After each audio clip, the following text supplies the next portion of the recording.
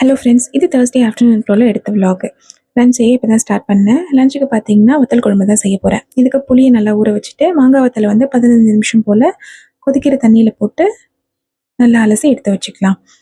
சாதத்துக்கும் தண்ணி கொதிச்சிருச்சு, அரிசி களைஞ்சி அதில் சேர்த்தாச்சு. இன்றைக்கி இந்த வத்த குழம்பு நான் எப்படி செஞ்சேன் அப்படின்னா, ஒரு மண்சட்டியில் கொஞ்சமாக நல்லெண்ணெய் சேர்த்துக்கிட்டு இது கூடவே கொஞ்சமாக தாளிப்பு வடகம் இல்லைன்னா கருவடகம்னு சொல்லுவாங்க, அதை இது கூட சேர்த்துட்டு நல்லா பொரிய விட்டுறணும். இது பொரிஞ்சதுக்கு அப்புறமா நல்லா ஒரு கைப்பிடி அளவுக்கு பூண்டு சேர்த்துக்கலாம். அப்புறம் ஒரு கைப்பிடி அளவுக்கு சின்ன வெங்காயம், ரெண்டுத்தையும் சேர்த்து நம்ம நல்லா வதக்கிக்கலாம்.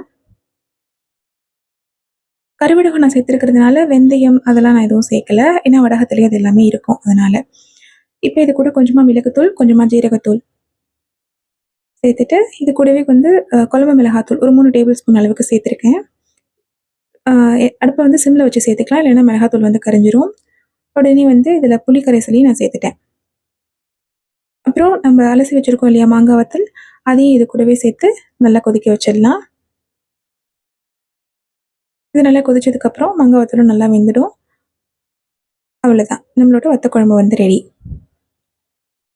சூடான சாதத்தில் சாப்பிட ரொம்பவே சூப்பராக இருக்கும். அப்புறம் வந்து இன்றைக்கி என்னென்னு பார்த்தீங்கன்னா, ஆடி 1ஆம் தேதி இல்லையா, நாளைக்கு வெள்ளிக்கிழமை. அதனால் வீடெல்லாம் வந்து தொடச்சிட்டேன். சமைச்சு முடிச்சதுக்கப்புறமா அப்படியே வீடை தொடச்சாச்சு.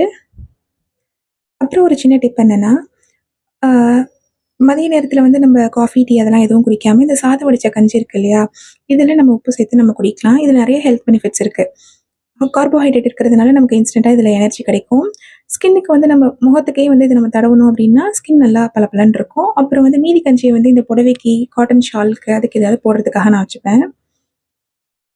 நம்ம ஹேருக்கு கூட வேணால் யூஸ் பண்ணிக்கலாம்.